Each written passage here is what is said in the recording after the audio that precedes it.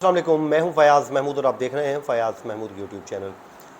ताहा ट्रेल 5 पे जिसकी जी मौत हो गई थी, बच्चे की लाश खाई से मिल गई थी और ये सिलसिला जो है वो अब तक उसकी मौत मौमा बनी हुई थी। लेकिन अब पोस्टमार्टम रिपोर्ट आ गई है।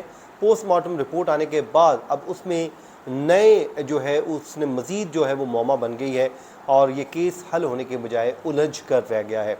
न सिर्फ ये केस उलझ गया है बल्कि कुछ नए सवालात ने भी जन्म ले लिया है, क्योंकि जो पोस्टमार्टम रिपोर्ट है उसने बड़े वाज़े अंदाज में उसमें लिखा गया है कि उसके जिस्म पर कोई गहरा ज़ख़म नहीं है। और इसका मतलब ये है कि उसको जो है वो टॉर्चर का निशाना नहीं बनाया गया था बच्चे को, और या फिर उसमें ऐसा कोई तशद्दुद भी नहीं हुआ जिसका इम्कान ज़ाहिर किया जा रहा था।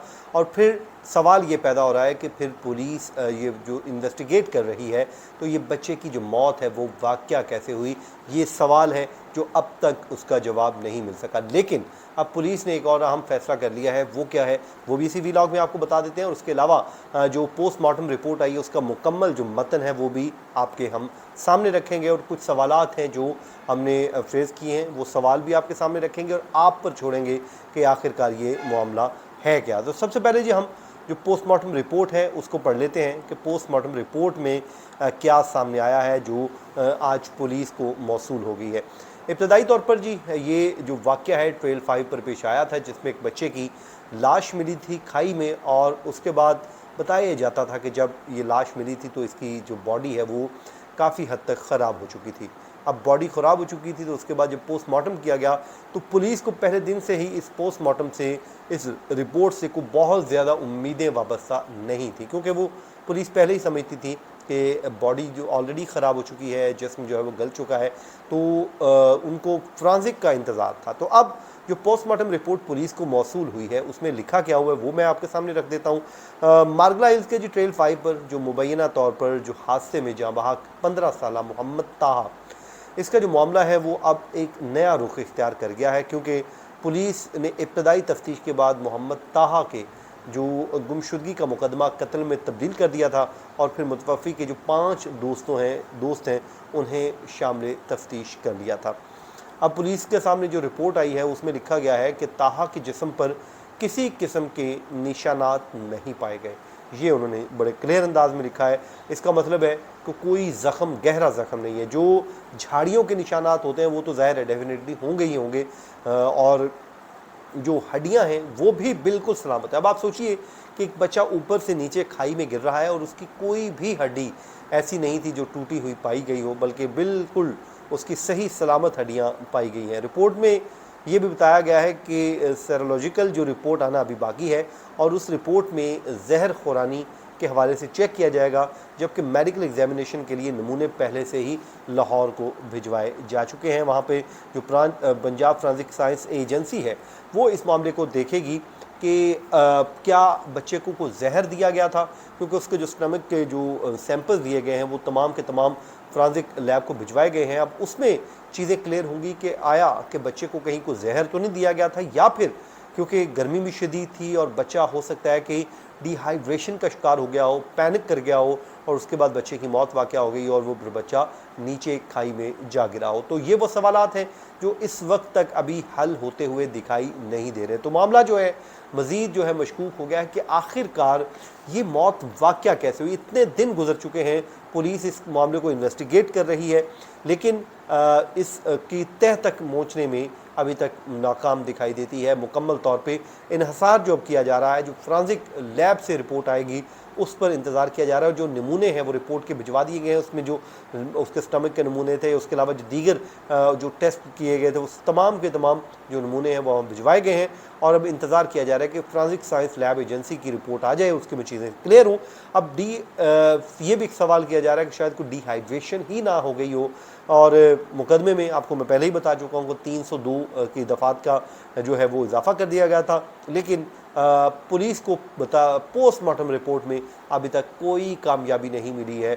और जो तशद्दुद के निशानात हैं, जो कहा जा रहा था कि शायद तशद्दुद करके हो सकता है मार दिया गया हो, लेकिन ऐसा कोई निशान भी नहीं पाया गया। खराशें ज़रूर हैं, लेकिन गहरा कोई ऐसा ज़ख्म नहीं है जिससे मौत वाक़या हुई हो। तो अब पोस्टमार्टम रिपोर्ट में भी मौत की कोई वजह सामने नहीं आ सकी। आमतौर पे जब कोई मर्डर होता है तो उसमें पोस्टमार्टम रिपोर्ट जब होती है, सामने आती है, तो उसमें क्या होता है, उसमें क्लियर हो जाता है कि जी जो मौत की वजह है वो उसी टाइम लिख दी जाती है कि जी खून ज़्यादा बह जाने की वजह से हुई, या फिर सर पे चोट लगने की वजह से हुई, या कोई और वजह बंद होती है।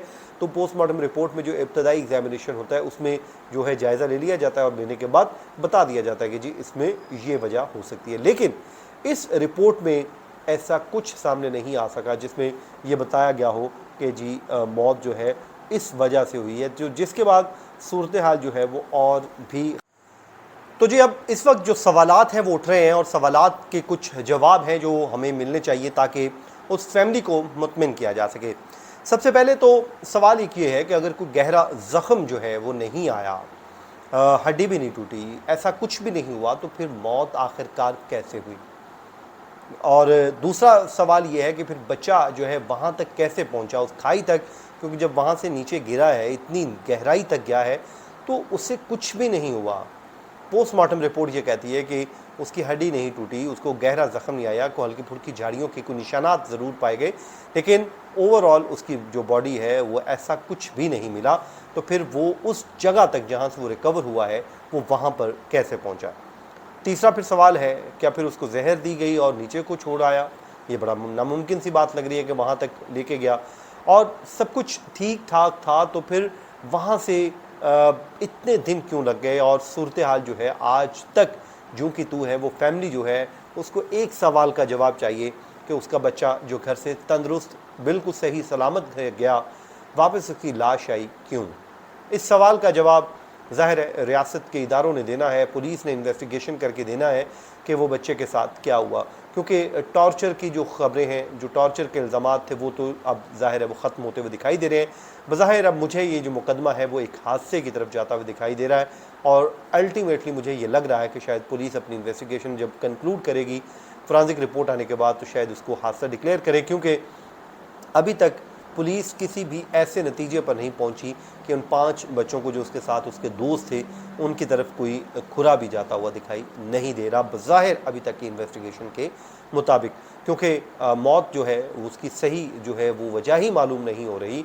तो फिर कैसे पुलिस इसको इन्वेस्टिगेट कर रही है, कैसे इसको मामले को आगे लेके बढ़ेगी? बहरहाल मैं तो ये समझता हूँ कि उस माँ, उस की फैमिली, जो भी उसके जो बच्चे की फैमिली है, उसको इंसाफ मिलना चाहिए, और उसको इस सवाल का जवाब ज़रूर देना हमारी रियासत की और तहकीकाती इदारों की ज़िम्मेदारी है कि उसके बच्चे के साथ क्या हुआ, क्योंकि बच्चे ने वापस नहीं आना, लेकिन कम अज़ कम उनको एक दलासा ज़रूर मिल जाए कि उनके साथ, बच्चे के साथ हकीकत में हुआ क्या था और वो कैसे इस दुनिया से रुखसत हुआ। ये वाक़या बड़ा अफसोसनाक है। ट्रेल 5 पर हम अक्सर आना जाना रहता है, वहाँ पर हम देखते हैं 2-3 मुख्तलिफ ट्रैक्स हैं जहाँ पर हम जाते हैं, तो एक ट्रैक तो बड़ा सेफ़ ट्रैक है, और जब आप थोड़ा सा वो चश्मा, जो बोड़ी वाला चश्मा, उसको क्रॉस करके आगे जाएं तो वहाँ पर जाके 2 ट्रैक निकल रहे होते हैं। एक ट्रैक ऊपर को जा रहा होता है और एक डेंजरस ट्रैक, और जिस डेंजरस ट्रैक की मैं बात कर रहा हूँ उसमें मैं तो कभी नहीं गया, लेकिन बताया जाता है कि वो बहुत सिंगल ट्रैक है। मुझे नहीं मालूम कि बच्चा किस ट्रैक से होता हुआ वहाँ पर पहुँचा था, कैसे पहुँचा था।